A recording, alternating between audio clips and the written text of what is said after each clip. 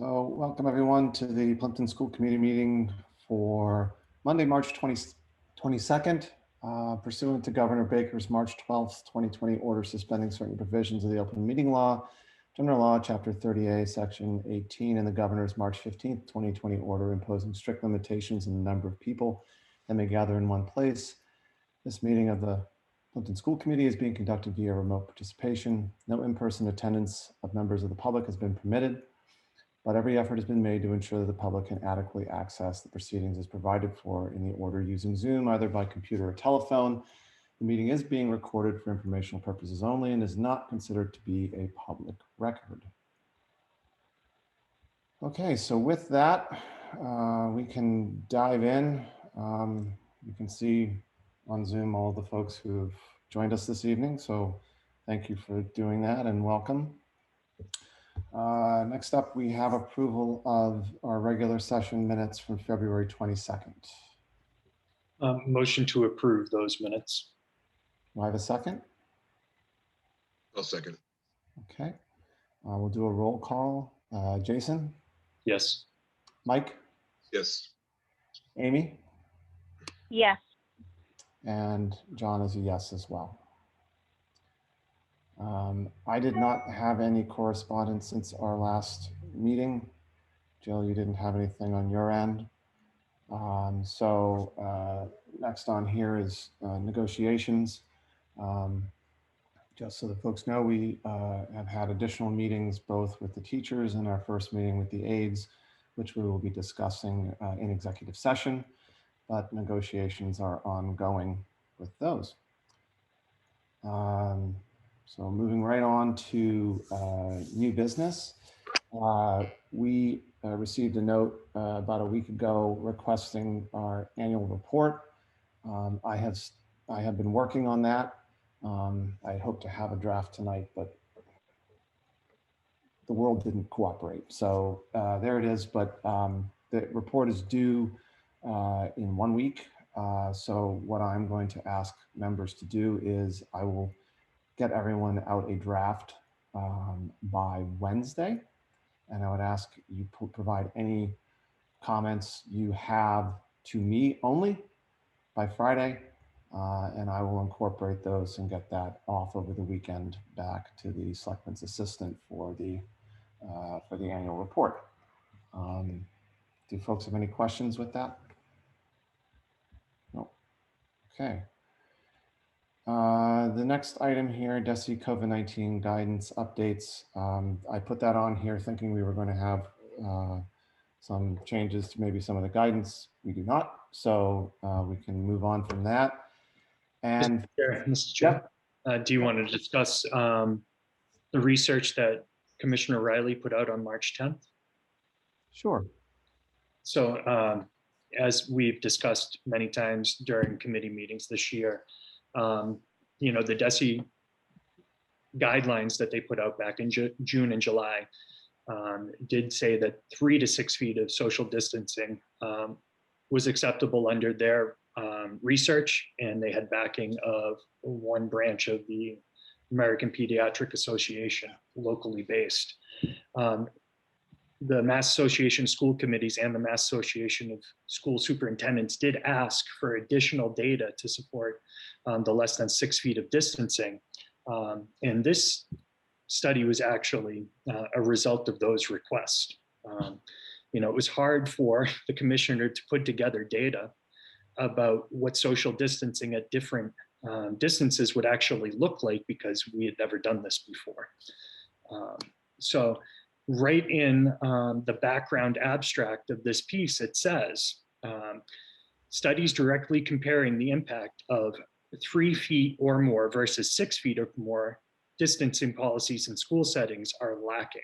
Thus, the objective was to compare the incident cases of SARS-CoV-2 in students and staff in Massachusetts public schools amongst districts with different physical distancing requirements. I think the good news moving forward is there was no significant difference noted between 6 feet or more or 3 feet or more. There was a slight increase in the risk, but we also know what the benefit of having all of our students in schools looks like. Interesting, as you look through, 194 districts in Massachusetts chose 6 feet. Only 49 schools in Massachusetts chose 3 feet. Some other school districts did choose somewhere in between those numbers, and many went remote as well. The CDC has used this to update their guidance as well, and coupled with some other studies from across the country. So 3 feet, if you can cohort and your community spread is low, is been deemed acceptable. Unfortunately, the way the CDC looks at things, they look at it by county, and we are not in a county that would allow for that less than 6 feet of distancing without cohorting. Elementary schools, middle schools naturally lend themselves towards cohorting. It just makes it really difficult for a lot of our high schools, as you can see in the press. We are hoping that additional data is analyzed to look at what close contacts looks like now. And hopefully that can inform us moving forward into September about how we can re-enter the school year. There were some preliminary studies, but a lot of these are anecdotal that say your chances of catching SARS-CoV-2, if you're 6 feet or more distance with masking, is less than 1%. And when you move to 3 feet, it jumps up to about 16%.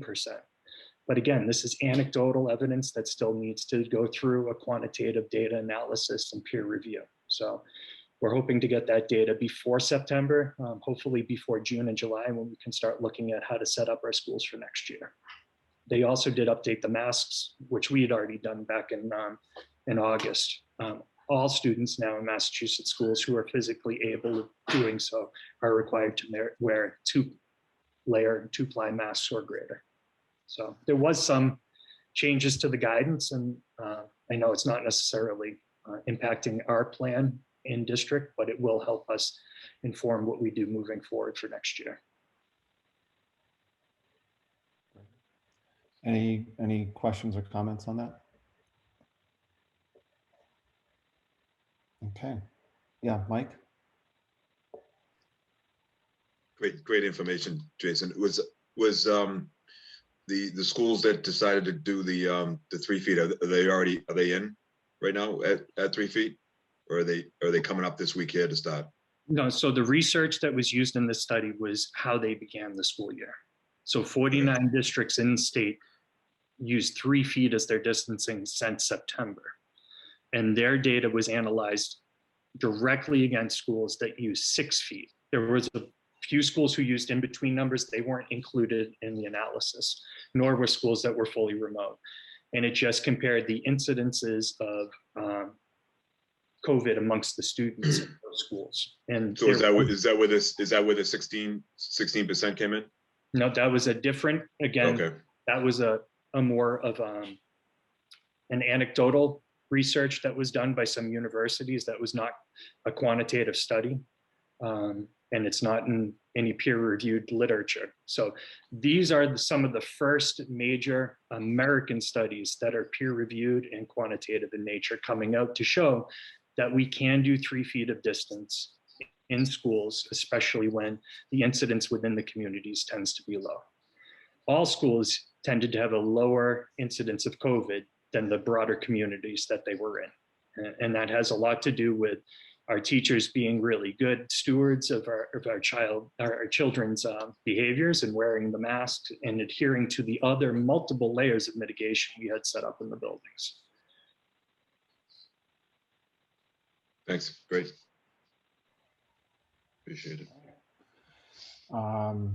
Next item, school committee protocols. Jill, did you want to sort of speak on this? We've had this on the agenda for a little while, but we had other things that were more pressing, but I think we wanted to bring that before the committee in an effort to perhaps enhance what we already have, but sort of make sure that we're all clear on roles and responsibilities. Did you want to add something to that, Jill? Sure. We had a training session with MASC back in the early fall with regards to roles and responsibilities. And the chairs of each of the committee and I had discussed as a as a result of that training with MASC, to what extent do we have protocols and expectations or norms for our meetings and for our school committee members? We do have a number of policies that relate to school committee. And the chairs also wanted each of the school committees to review those and to bring forward any potential changes, obviously, to the subcommittee chair and the subcommittee for consideration. But one of the things that we were looking at were the MASC expectations for all school committee members as a possibility, kind of a starting point to review and to consider in terms of whether or not that would be necessary, or if we think our current policies in effect cover those types of expectations. So, so perhaps one of the things that we should do would be good to, because we have the policies, they're out on the Silver Lake website, correct, on the Dennett? Yeah, Yes. so perhaps we can provide a link to the school committee members just to make it easy to look at, and perhaps as homework for the next meeting, we should all take a read through that, because I think one of the few people who's probably read through it all was our newest Silver Lake member, who clearly had read through and had found some stuff in there. So it's probably good for us to do that, and any suggestions or questions that we have on that would probably be good to bring back to our next meeting. The good news is we have the chair of the policy subcommittee is on our committee here, so we can have that discussion. And then were we gonna put together sort of a potential draft for reaction for some baseline protocols, or we were gonna first look at the policies? It's just all fuzzy. It's a number of months ago at this point. Yeah, that yes, there was discussion that we were going to take the policies as kind of a baseline rather than reinvent, but we were going to review our current policies first to help inform whether or not a document such as this was necessary. So I'm going to put in the chat the link to the district policy manual, and it's section B is really the section that deals with school committee governance and things of that nature. But we can, I think it's a great step to first begin by reviewing that section, and then perhaps give us some time to maybe either review the MASC protocols or to revisit a different way of approaching it if that pleases the committee. Yeah, I think that would be good. So let's plan on that for next time. We'll add that as an agenda item for any comments or questions regarding section B, and we can go through that. And then from there, I think the next step would be to look at maybe the draft protocols, so that folks can have some opportunity to take a look at and see if it makes sense from Plimpton's perspective to add that. And I think it was something we were hoping to kind of do across the district, but let's take one step at a time. Let's look at what we have, and then we can be better informed to look at what might be useful for an addition. Okay. Anything else on that topic? All right. On to unfinished business. Peter, any updates on the building-based substitute? I assume that is still an empty position. No change on that one, John, sorry. Okay, no, that's all right. And then playground. Jason, did you want to take that one? Yeah, so when we were getting ready for the annual report, realized that I've been getting a few questions from some of the newer parents in town about the playground. They've been hearing it, snippets that Christine and Peter and I have been mentioning through the meetings over the past couple of months. So we originally approached town meeting in conjunction with the Community Preservation Committee in 2019, about 22 months ago, for some assistance in building a playground at the Dennett. The other source of funds for that thanks going way back to one of the first chairs that I served with Brian Wick. When we started getting students through the school choice program, we wanted to make sure we didn't become reliant upon those funds in this district. So we set aside those funds for one-time purchases. We have accessed those funds for the water treatment plant and some other minor incidences along the way, but the majority of those funds are available for our playground to be built. So our school choice funds in conjunction with the community preservation funds are what we really have put together to buy this playground for the Dennett and the students of our town. We have not touched an operation dollar of the Dennett for this project at all. However, when we brought it to several different stakeholder groups in town, including CASA and the Community Preservation Committee, we did have an ADA compliant playground, and that was one of our main goals, was accessibility. We were also looking at trying to make it safe, and we were trying to modernize it and make it really appropriate for our K-6 population.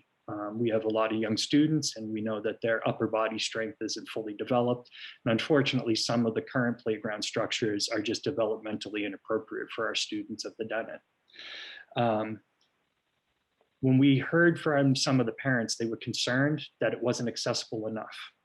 So we actually pumped the brakes after town meeting 2019 and went back to the drawing board. We sat down with a lot of those parents and some of those stakeholder groups, and we made some adjustments to our playground. And Peter and I coined the term ADA plus. Originally we had some transfers that would occur that would actually need an aid or two to help a child onto a play structure. We eliminated some of those transfers and built ramps directly onto the play structure.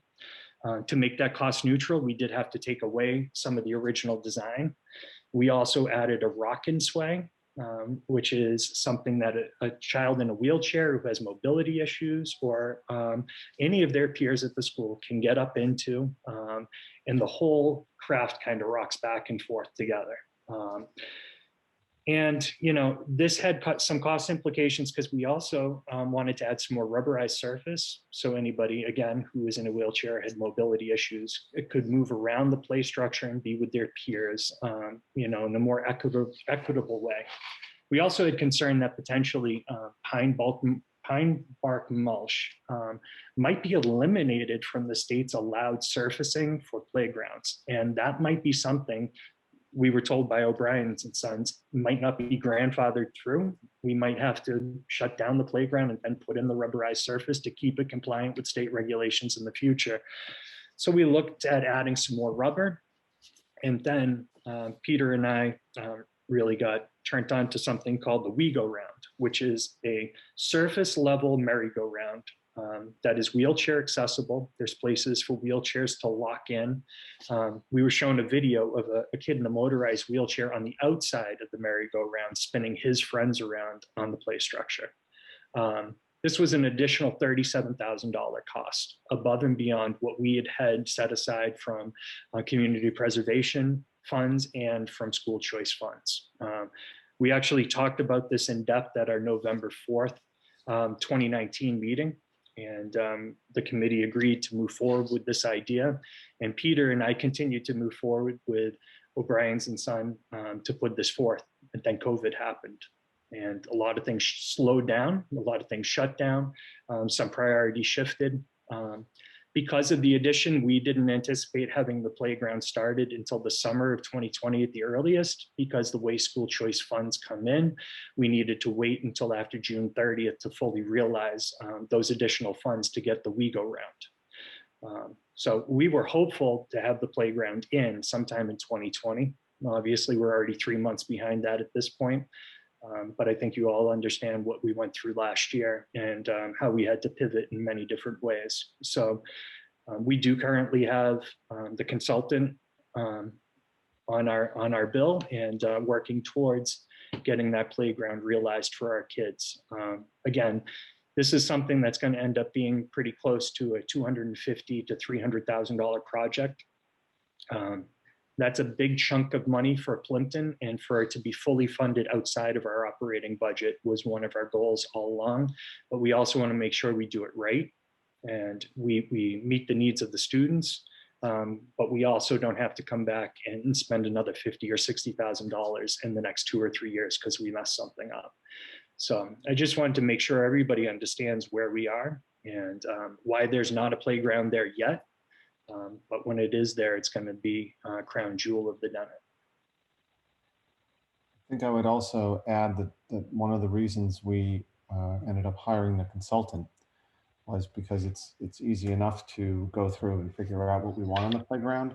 But the siting of the playground, given that side of the school building, is a little less than ideal. Because while it's flat, once you get down there, it's not really flat from the walkway down. And so there was definitely some concern about making sure that we get it sited correctly, that we do the necessary changes to allow for, a student to be able to get there safely. And also we have a septic field on that side of the building and other things. So we really had to make sure that it's more than just the equipment, but also the whole rest of that project. And so that's why we went that extra step of pulling the consultant in to make sure that we had the appropriate information in order to be able to go out to bid. Because it's not just about the equipment, it's about understanding what the site work is going to cost and how we can execute on that and do it right. I can give you an update on where we are in the process of the actual implementation of all of this. Right now, we'll be soliciting quotes from multiple vendors on the state bid list. We can do that for the equipment only. So we have the final list, and I'm preparing to send it out to 3 or 4 vendors that are on that contract that M.E. O'Brien is on. It's called FAC, which stands for Facility. 104 is the contract number. And their vendors are approved by county. So I just would need to make sure that they're approved in Plymouth County. So I think, and there are plenty, I've already checked, there are plenty of them. So we should be all set. And then the next step is going out to a traditional bid for the actual installation of the playground. So this will include removal of everything that's currently there, putting in the new playground, as well as the rubberized safety surface on the areas that were actually specified in the original plan that we had. And then we will have an alternate to use that same rubberized surface on the balance of the playground. We will have a slight offset with the engineered wood chips if we decide to go that route, but there will be a net increase. So this way we'll at least be able to see what the amounts are, what's happening. And last time we had talked about fencing and about going into bid for the fencing.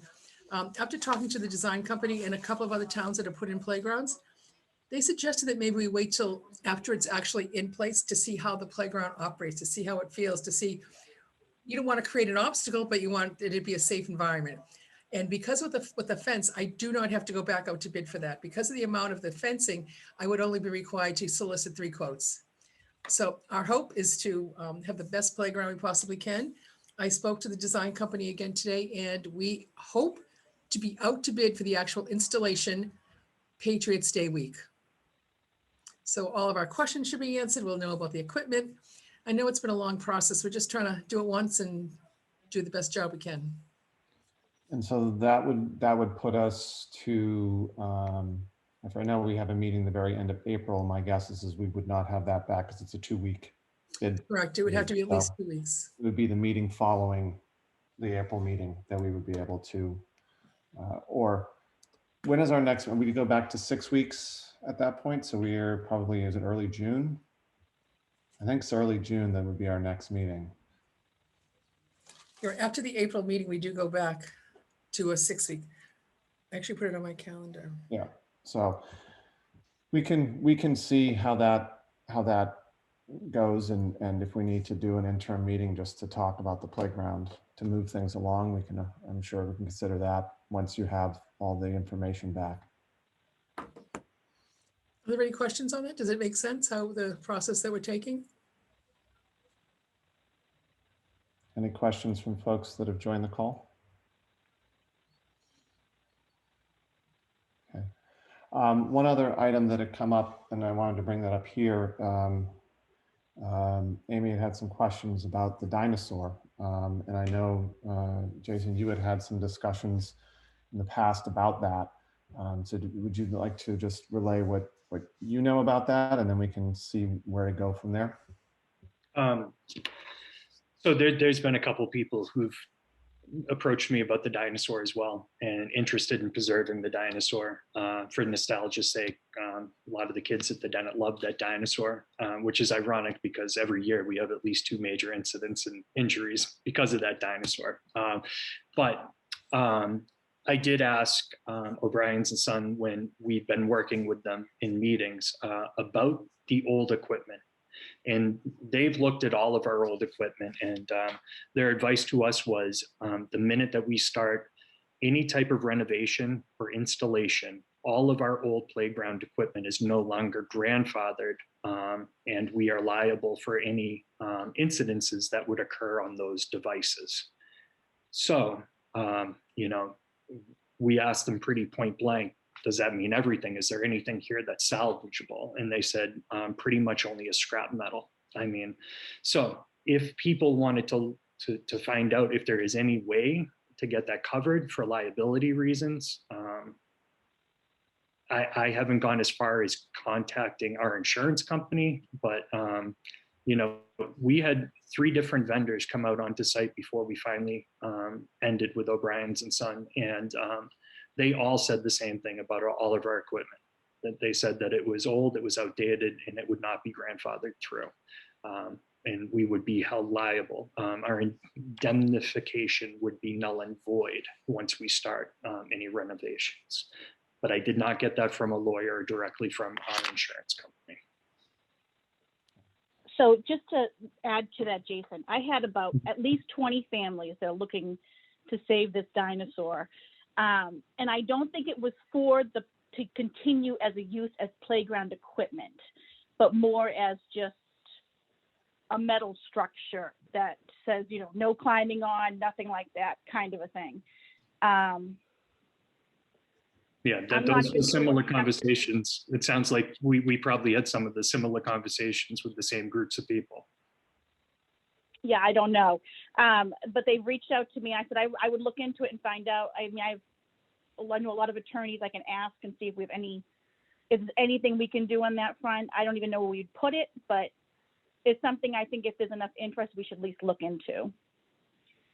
Yeah, I would think if we are going to, let's say hypothetically, if we were going to put it somewhere else on the grounds, clearly away from either of the playgrounds, or if we were to put it somewhere else on town property, I think in my mind, the avenue we would want to explore is talking with the insurance company or insurance companies and understand if we can disclose away liability through signage or a little fence around it and saying no climbing and so on and so forth, or whether that would be problematic from an insurance perspective.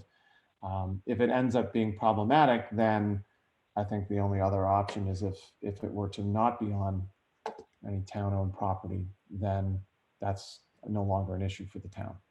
So I think that's an open question, and should we want to follow that up, I think then that would be a path to do that. Okay, that makes sense, John. Thank you.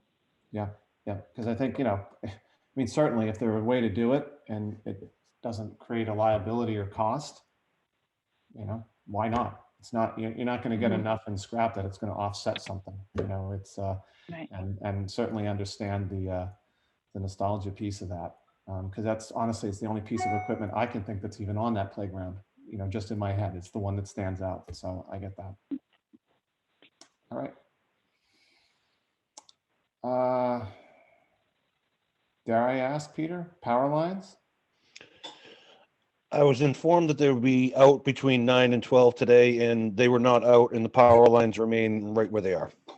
And I guess we should clarify, I guess these are actually Verizon lines. So Correct. They are not power lines, but they are a little low to the ground. But we do seem to finally have some movement here. So now comes the great betting pool of when we can remove this from the agenda, since there's actually been movement. So hopefully that will happen this week, and that will finally be the end of all of the hassles that storm gave us. I would happily delete that from the agenda, Mr. Chairman. Solar project. We have some, just so that folks are aware, again, this is a project that we're looking to do to put solar panels on the back wing of the building that has the metal roof. Some of the sort of administrative stuff is being done right now. Article for town meeting to do a pilot agreement. Once we get that on the warrant, there's some other work that needs to be done in order to determine, based on all the various costs and everything, about what end price we would end up paying. And then the only other piece that I actually need to follow up with the solar company about is the trees that we've mentioned. There's about 9 to 12 large pines that sit off behind the building that obstruct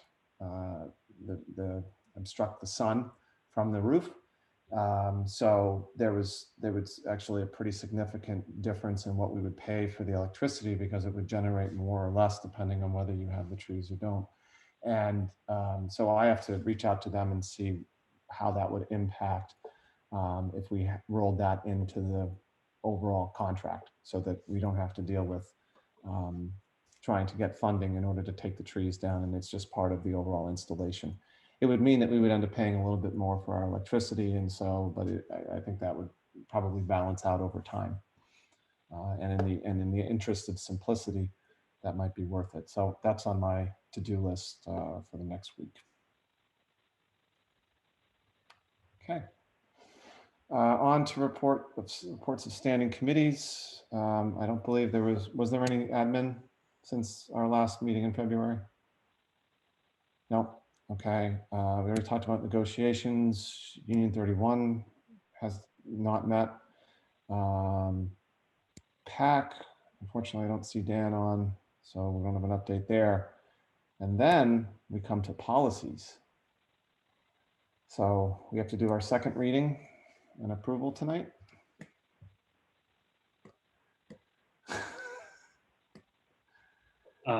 Can I make a motion that we waive the actual reading of the policies, please? Yeah, do we have a second? Second.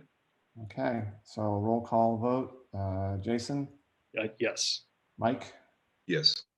Amy? Yes. And John is yes. So waiving is waived. All right, thank you very much, everyone. I make a motion to accept as a second reading policy ACAB, BEDH, IC/ICA, ID, IGA, IGB, IHB, IHBEA, JBB, JEB, JF, JFBB1, JH, JHD, JICFA, JICH, JIH, JH, JJH-R, JLA, JLCB, JLCC, JRA, JRD. And do I have a second? Second. Okay. So all in favor? Jason?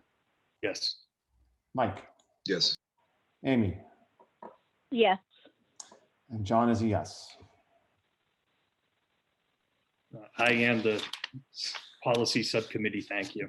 I'm sure so does Jill in the administration. All right. I think that brings us to legislative. So Your meeting tonight, I guess. I did mention at our last meeting, I had quite a bit on the legislative front, but I realized that was a Friday evening and we had a very important vote to take, so I held back. So Governor Baker released his first version of the state budget. It's called House One. And in that budget,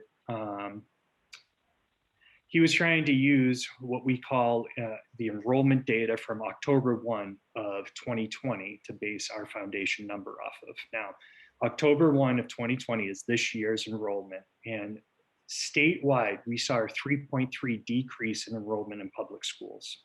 Traditionally, we see a 1% plus or minus year to year in the state. So we're well aware at the state level that we're probably going to see quite an influx of students back into public schools next year. So one of the things that MASC, MASS has been advocating for, and I spoke with Rep. Lenatra about, was allowing us to use our October 2019 or our October 2020 numbers, whichever is greater, to help us determine our foundation budget for this year.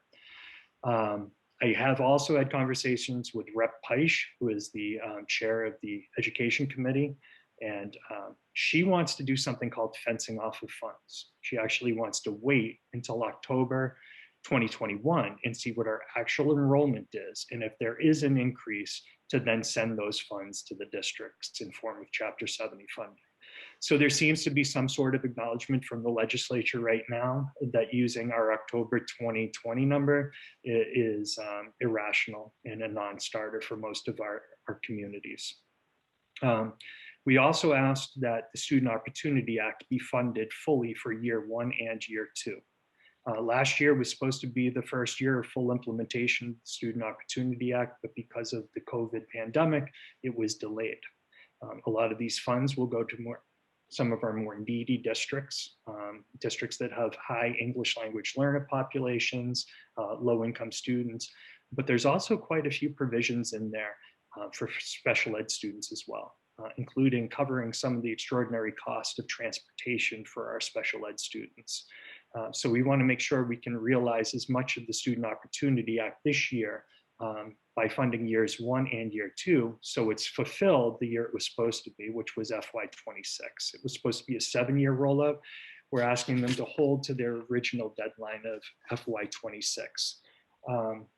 That being said, though, last year a bill did come up at the State House called the Special Ed Gap Funding Bill. Student Opportunity Act changed the assumed amount of kids with special needs in our districts from 15% to 16%, even though DESE clearly acknowledges that 18.7% of our students in Massachusetts identify as having disabilities. The GAP Special Education Funding Bill would ask that the foundation number be tied to the DESE acknowledged number.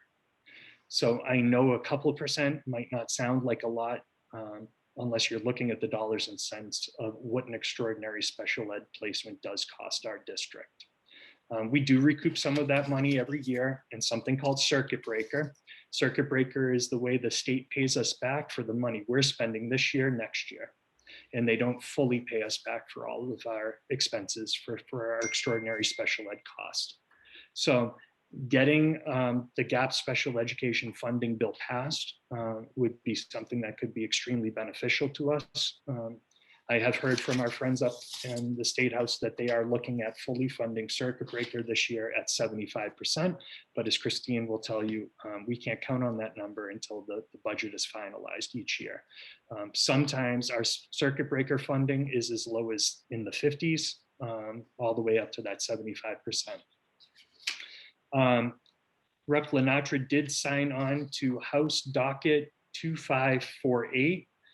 And this is an act for a statewide commission to be formed, much like what California did, to look at the sleep needs of students and school start time as a state. Again, this is an acknowledgement of the loss of learning that a lot of our students faced during the pandemic. And we do know brain-based research is extremely clear that if we can get elementary school students to school earlier and allow our secondary students to start a little bit later, that the time that they have in school will be that much more efficiently used. So very hopeful to see if that bill gets passed as well. Last year when I was down in DC, Congressman Keating told me about an infrastructure bill that actually included schools in it. There was a bill with $100,000 for schools, not 100,000, excuse me. The numbers just don't make sense when you get to the federal level. $100 billion for school infrastructure. And it was being delayed in committee, but just today, President Biden announced his next initiative, which includes $100 billion for schools and educational infrastructure. This is above and beyond what was just in the American Rescue Act, which is really going to go to retrofitting some of our schools that are 100, 120 years old that need new HVAC systems. As many of you know, Silver Lake High School and Silver Lake Middle School had some severe roof issues a few years back. And we looked at approaching MSBA to see if we could get any help with that, but our roofs weren't old enough to qualify for those funds. So luckily we used our E&D fund to fund a capital plan to repair that roof. And it's doing really great right now. I am knocking on wood. But the Dennett has some roof issues itself. And when we look at trying to get any funds from the state to help us with the roof at the Dennett, we're told our roof isn't old enough to qualify. You know, we have a lot of schools in Massachusetts that did severe damage to their roofs during the snowpocalypse of, you know, I think it was about 6 years ago now. A lot of us shoveled off our roofs and punctured through membranes. There was a little bit of a discrepancy between what our structural engineers were telling us to do to the roofs and what the fire marshal was telling us to do to our roofs. But this $100 billion would be something that the state could then put into the MSBA fund and maybe bring back down to a reasonable level the age of roofs to qualify for some of that grant assistance. So a lot of good news, a lot of hopeful news. But we're really hoping that you know, we can get some help with the Chapter 70 funds from the State House and from Kathy. You know, we're realizing in the governor's budget $6,420 more from the state than we got last year. You know, Peter, I hope you can find a place to spend the extra $6,000 you're getting next year from the state. I will let you know. Thank you, sir. So that's my legislative update with one last caveat. Mass Association of School Committees on April 3rd, it's a Saturday morning at 10 o'clock, is hosting a legislative and budget priorities update and also a Day on the Hill overview. Day on the Hill is happening April 16th from 9 to 2. It's going to be virtual and online. That's when school committee members and superintendents from across the state engage our legislature and executive board and you know, really advocate for public schools in Massachusetts. So those are both free events, and anybody who is school committee or in administration is welcome to join us at those meetings. Thank you. Okay. Christine, can I ask you to speak to the single signature warrants? Yes, thank you. Today, 9 warrants totaling $63,844.11 was sent to the superintendent and John Williamson for their electronic signature. And they came back before the end of the day. So we're all set. We're going to move. I'm going to take, those will go to the town hall tomorrow morning. Thank you.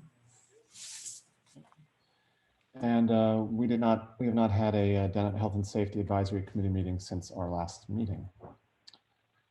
Moving along, Amy, do you have an update from CASA?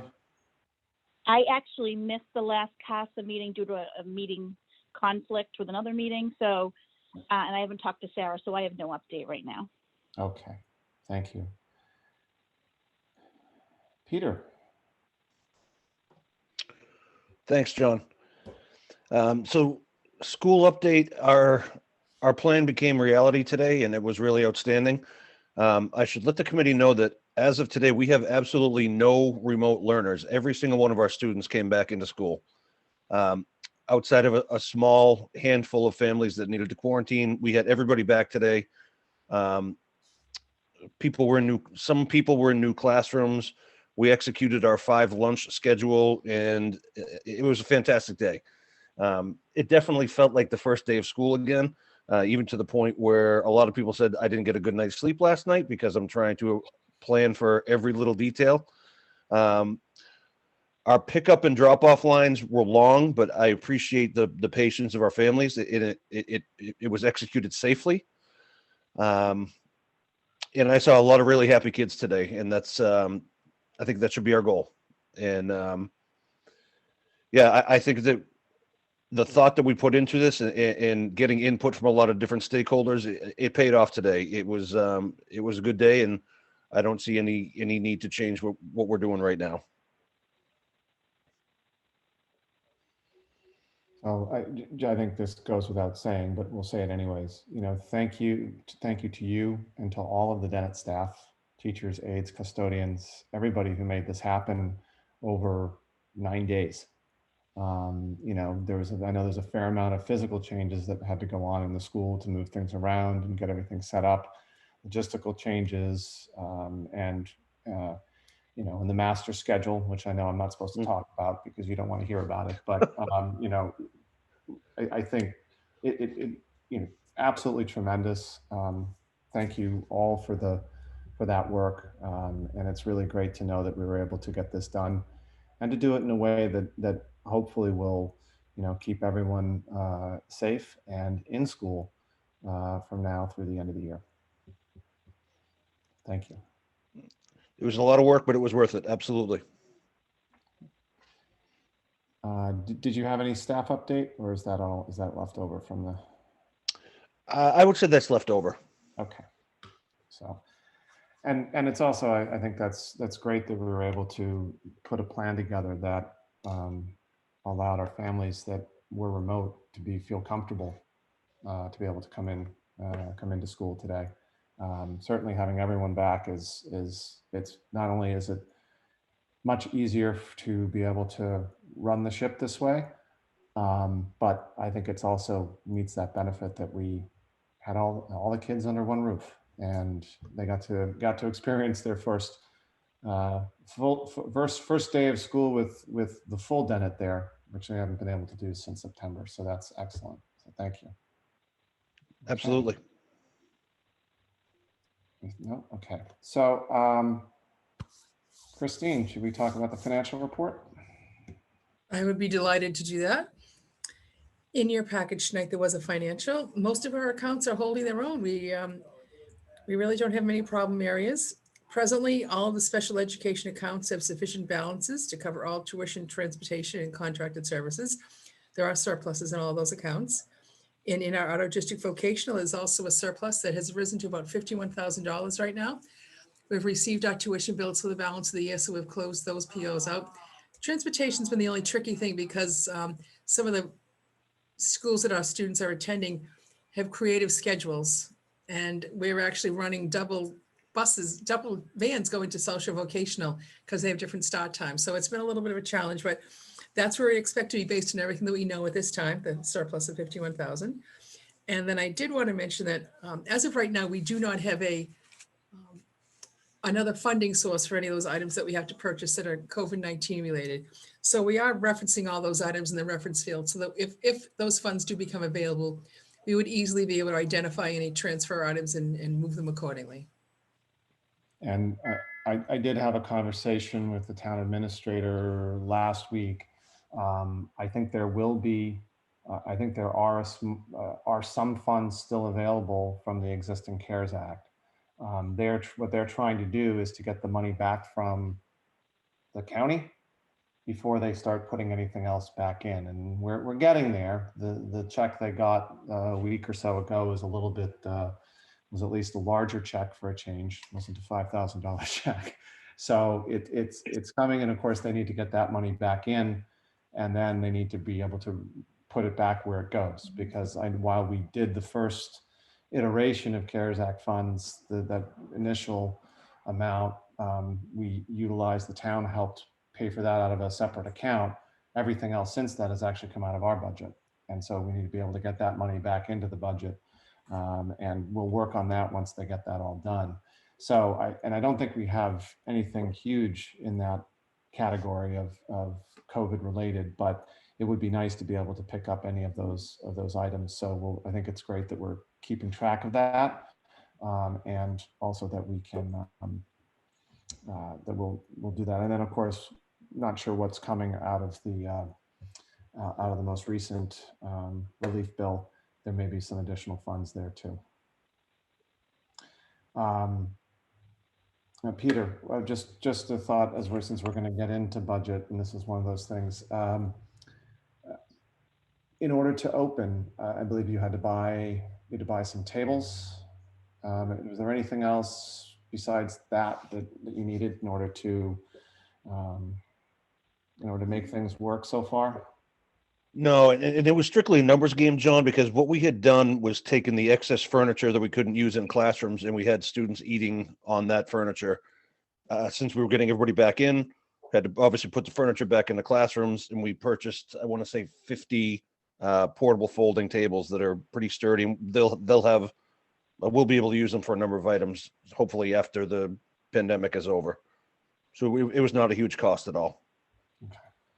And what I'm going to do is I'll make sure that we put we'll put a placeholder on the special town meeting warrant that will address the tables and anything else that we need to sort of tuck in there in order to transfer available sums likely from the VOC line to help offset that in the regular day budget. So. John, if I could intervene for 1 second, I saw that Mrs. Ruxton had a question about buses. Yep, I was Today we had 107 on the bus, so we're roughly 50-50 between drop-off, pickup, in the bus. So simple math would tell me that's 25, 26 per bus. Good. Thank you.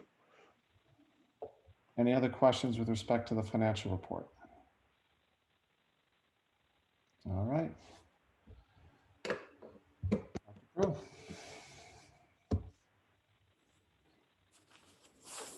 Okay, at our last meeting, we presented an overview of our preliminary budget. Regular day reflected a 6.2% increase. The total budget is a 3.97% increase. Circuit breaker is at 55%. And we offset the kindergarten position with grant funding of $22,000, which is down a little bit from the previous year.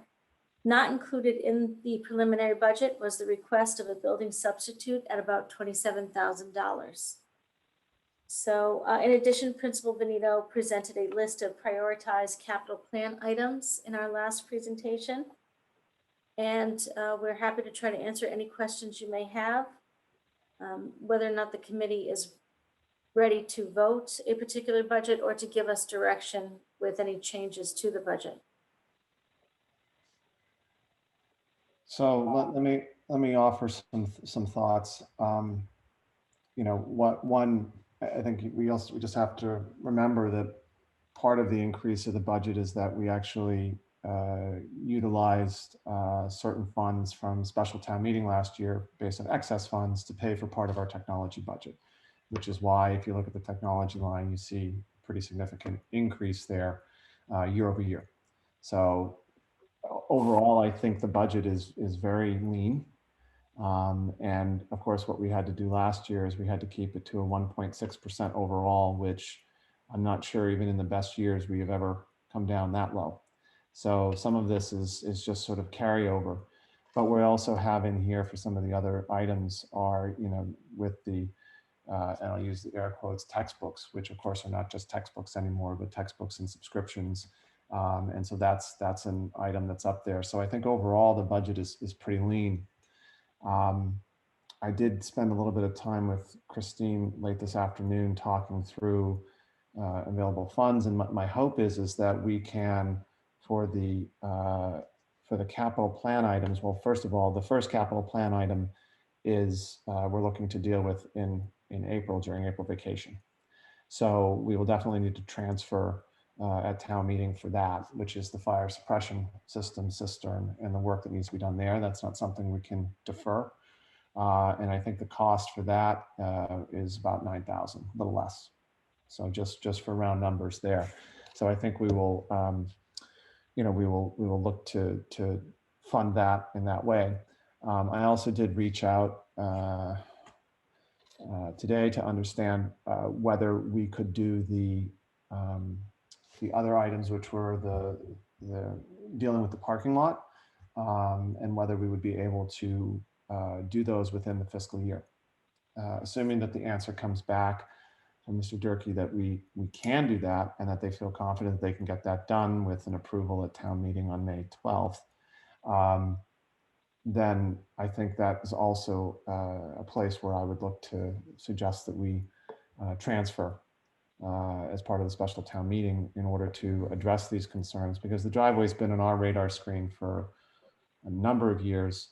And I think we're probably at a critical point where if we don't do some preventative maintenance to it, we will just be replacing it in large swaths in the very near future as well, which of course will be a lot more money than trying to sort of bring it up to par.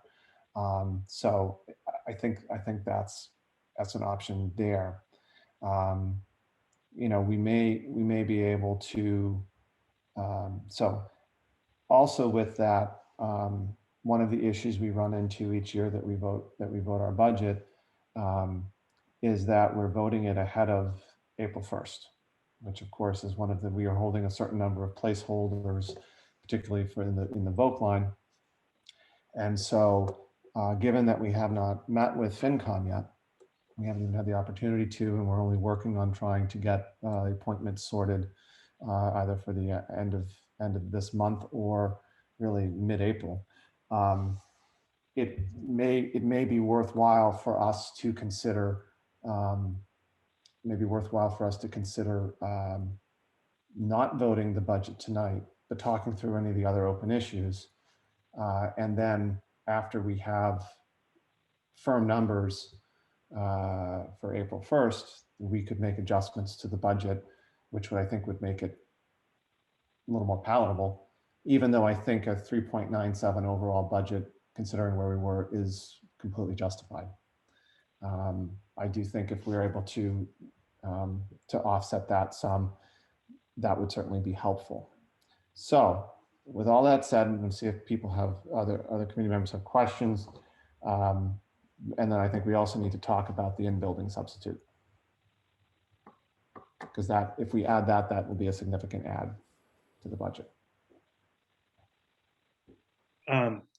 So if I could just ask, and I don't know exactly who to pose this to, you know, when the American Rescue Plan was announced, my preliminary numbers in the back of the napkin math was that it would be about 2 times more than the December ESSER 2 disbursements that we got. But again, those are one-time funds and they sunset. So these are like for items that we would purchase and hold on to. It wouldn't be for operational budget or staffing. Have we done any calculations to see what we might realize from that federal funds when they do arrive? Can we hold back on some one-time purchases to maybe use those new ESSER funds for that are coming from the latest bill from Congress? We've started talking about what it may or may not entail, but we don't have any firm numbers. And so beyond, other than the fact that we anticipate ESSER 2 will be more than ESSER, the original ESSER. We haven't really gotten past that because we haven't seen anything specific, especially with regards to the RFP that would accompany it.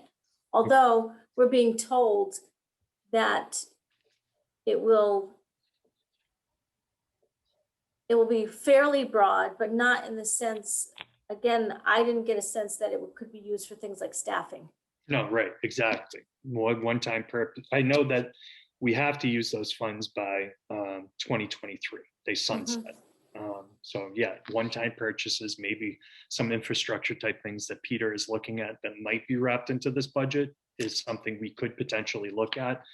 And I mean, I've been quoted as high as it's going to be 2.3 times higher than what we got back in December.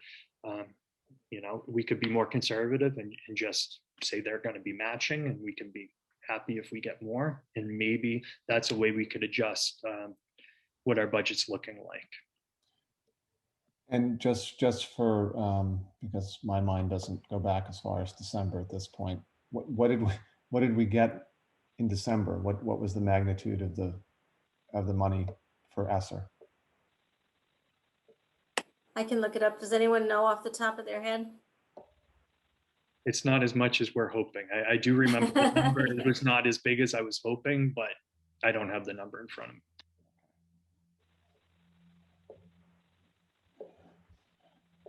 yeah, I think it's important to understand what that might be. And then, there's, It's more than we're getting in chapter 7. I'll put it that way. I know it was above 10,000, but I'm not exactly sure what. But we do have to remember, I mean, $37,000 is a percent of our budget. So anywhere we find it. but my guess is that, and we have, you said till 2023 to utilize that? Yeah, it has to be used by September 2023. Yeah. Our ESSER 1 funds have to be used by September 2022, sorry. Yeah. Back in time there for a second. I mean, So I have her first allocation as 20,000. Does that sound accurate, Ryan, for Plimpton? Yes, that's exactly the number I have. Okay. that sounds like a rooftop unit.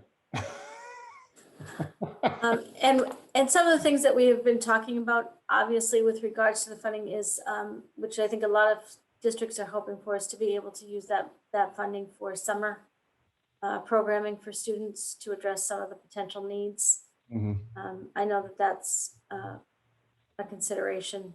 Absolutely. And Jill, I would echo that too. We've talked about radically transforming what summer school means over the next couple of years, again, to make up for some of that loss on learning for students and to expand it beyond typical students who would have qualified for both academic and social emotional purposes. But again, we're also going to be pushing on the state to use some of the monies that they're collecting from the federal department as well. Right now, Commissioner Riley and DESE are sitting on $300 million of unused funds that have come in from federal grants since COVID-19 started. It's almost by right that department holds back 10% of any federal dollars that come into Massachusetts as educational dollars. So I know the executive director of MASS and the executive director of MASC have put the commissioner on notice that those dollars should all directly impact the students of the Commonwealth and not be used for the bureaucracy. So yeah, I wouldn't advocate using all those dollars, Jill, for the one-time purchases, but again, just as a way for us to look at maybe some of the ways we can trim down the number we're sending to the town and maximize those ESSER funds, But if, just thinking I wanted to follow that's summer school thread, if we can't use it for staffing, then what costs would that really offset? Or do you not consider the summer school instruction staffing? I think based upon what I've heard from the commissioner so far, I believe that we would be able to pay staff for summer work to address these needs. But I think it's very specific to addressing these needs outside of the traditional school year. Right. But again, I haven't seen the RFP, so I can't say for certain what will or will not be. I think there's just a lot of anticipation among a lot of school districts to try to use the funds to help address some of these learning issues. Yeah. And even if you could, that is not something we would ever recommend, using a one-time funds to offset, operations, because it ends up creating more problems down the road, right? Because that doesn't go away unless it's an operational cost that is a one-time thing. But, staffing doesn't change year to year like that. So if you took off $20,000 or $40,000 and use that offset, like we're talking about with technology this year, now you have a big jump in the budget because technology is back there. It's right back to where it was. And so that ends up creating problems from a budget perspective.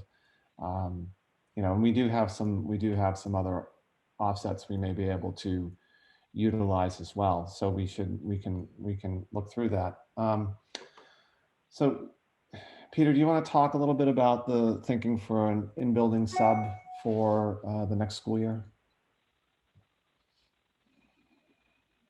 I'd be happy to, John.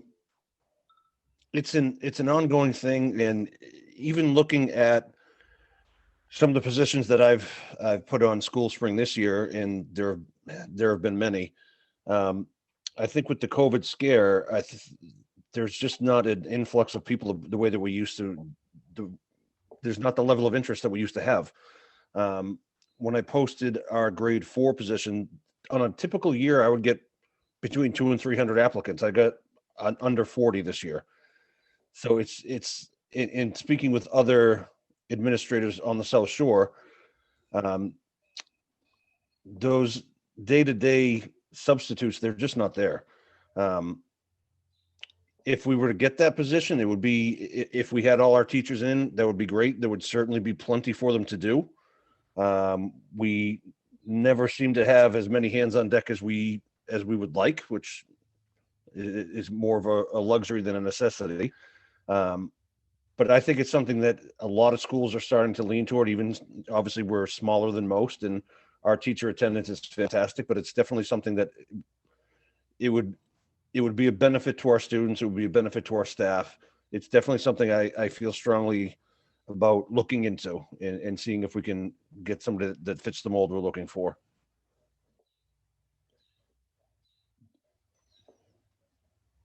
This is probably a totally unfair question, but I'm going to ask it anyways, and you can tell me it's totally unfair. If someone had said, well, COVID's all done, you know, and we're going back in the fall, and that's all, and I don't think anyone's saying that, but do you think this is more because we're still going to be dealing with COVID that we need the in-building substitute, or do you think this is a position that would end up that we would end up needing in a medium to long-term basis? This is a thought that's been kind of rattling around my head, even pre-COVID. My staff is a lot of people that have families, and I think that any of us that have kids know, all of a sudden when someone gets sick at 7 a.m., that throws off your entire schedule. That throws off everything. I think it's, if nothing else, it's the whole idea of that position has just been intensified by COVID. Yeah, I know for a fact that there are a number of people that have been pretty consistent long-term subs that haven't been near any buildings because they haven't had their second shot. And I know some people that have a name similar to mine that are going back once he has his second shot. So yeah, these have been obviously unprecedented times, but I would be willing to say that even 2018 to 2019, that need has popped up. And I've said, I don't think that we could do it right now, but this pandemic has just really exacerbated the whole issue so much that it's more of a necessity than a luxury. Let me put it that way. Okay.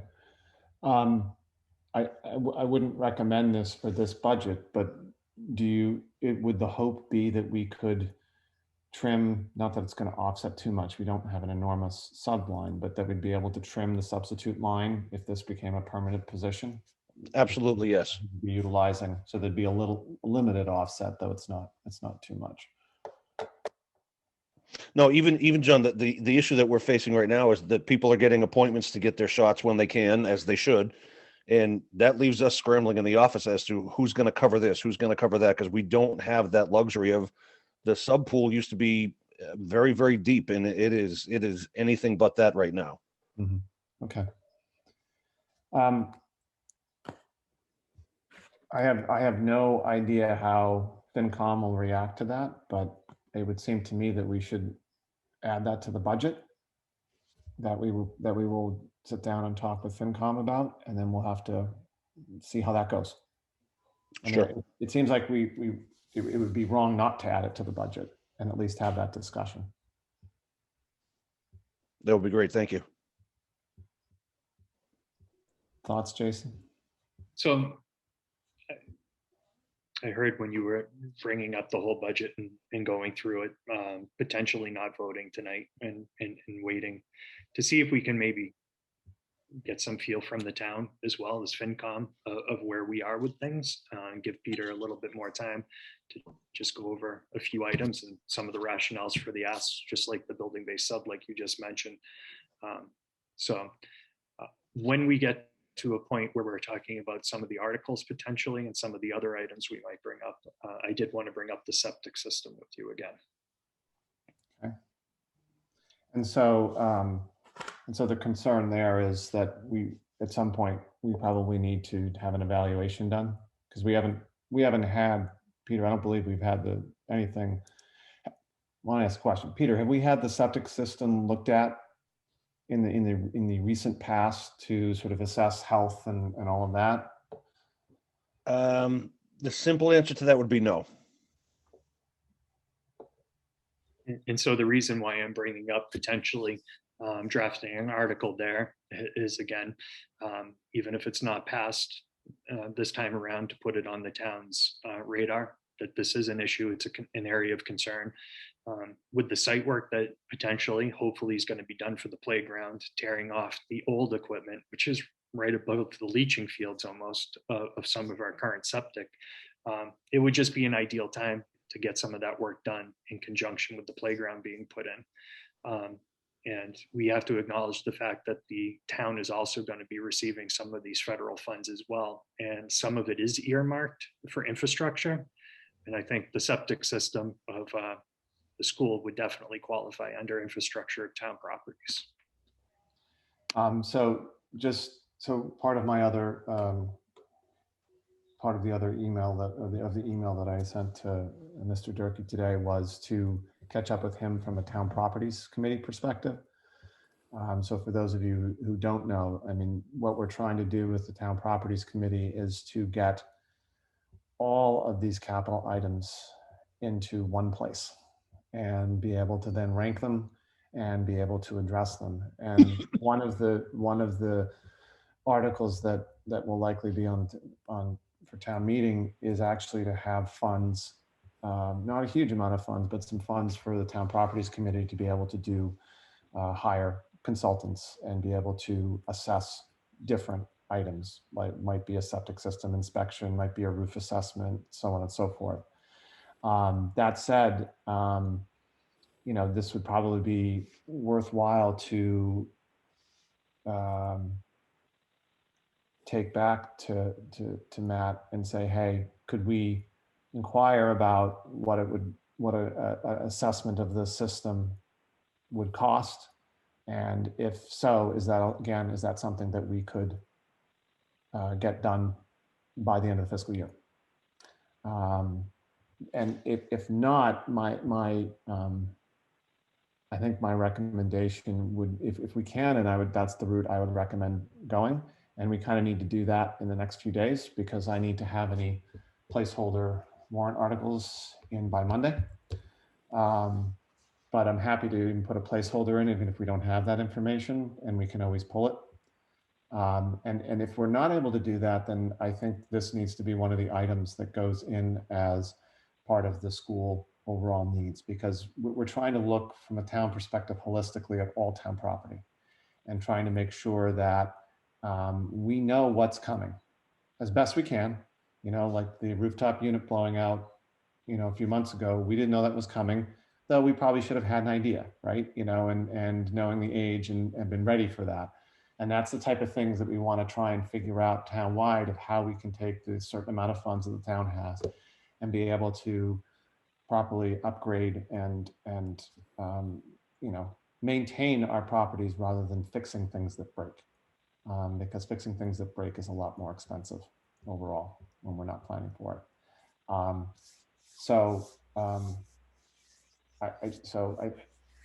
Jill, if you or Peter, if you think that's something we could reach out to Matt about and sort of have him chase that down, my guess is that it's not going to be, I wouldn't think it's going to be a large sum to do that. Of course, what we find out may be a larger sum, but we have to get the information in order to be able to properly plan. I can reach out to him tomorrow, John. Okay, so why don't we do that?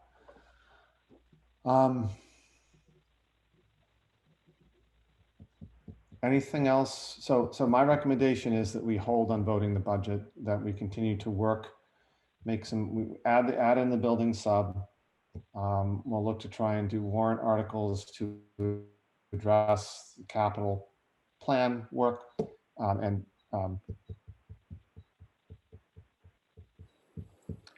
I should know before the end of the week about whether we can get the driveway work done, which would tell me where to put that article, whether it's in the annual or the special. And I'll reach out to the town administrator too and see if she thinks I should put a placeholder in both. And then we can get some feedback from the town and we can work on that in an effort to come up with a final budget for our April 26th meeting. One last article, if we could make sure that we're just topping off the special ed mitigation fund as well. Thank you. I would have.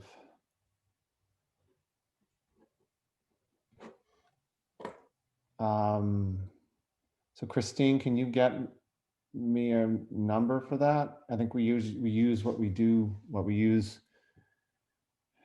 Do we use the prior year's budget? I'm trying to remember what. You have to go back to the actual language of what I need to do. So I could just go back to the calculation for last year. And I know last year we actually brought it to its max again. So I don't think there's not a lot of room there, but I will see what that is. I think it's going to be the same exercise again. It's not going to be a big number, but I think it would make sense to top that up, and probably to the extent that there's any that we have funds left in special ed, that would be a perfect place to take it from. Yeah, so it's, I believe, 2% of our operation budget is the maximum.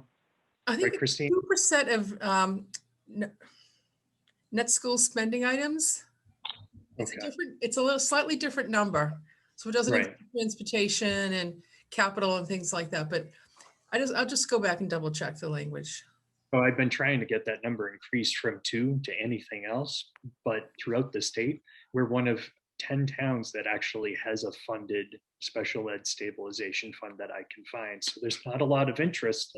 I was going to say we're probably one of the few that has been able to reach that threshold. Okay.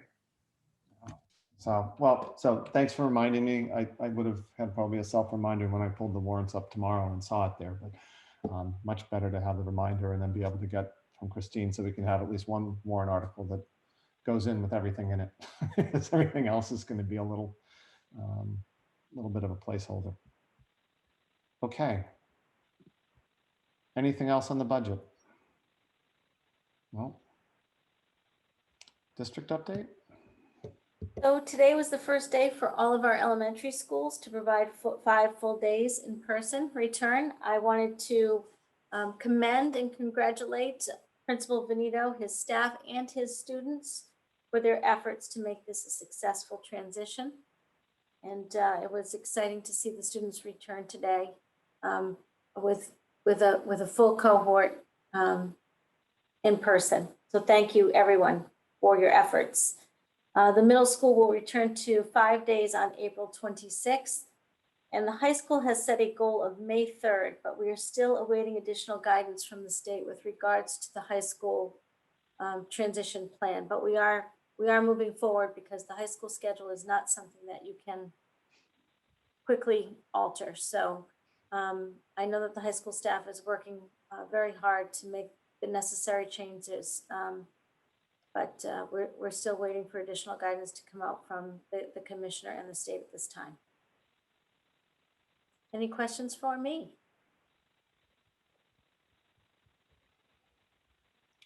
Thank you. Thank you, everyone. Yeah, and then I'll just open it up if anyone else has any questions or comments that's on the call.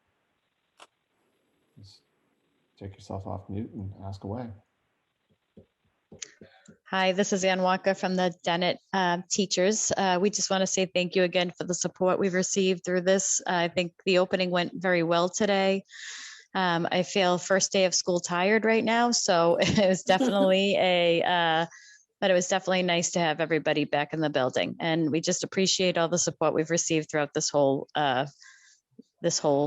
situation. Thank you very much. Thank you. Okay, our next school committee meeting will be April 26th. There will also be the school choice public hearing at the beginning of that meeting. And I think that's all we have for our public meeting tonight. We will be going into executive session for the purpose of discussing contract negotiations both with the Plimpton Teachers Association and the Dennett aides. So I will, nothing else, I'll entertain a motion.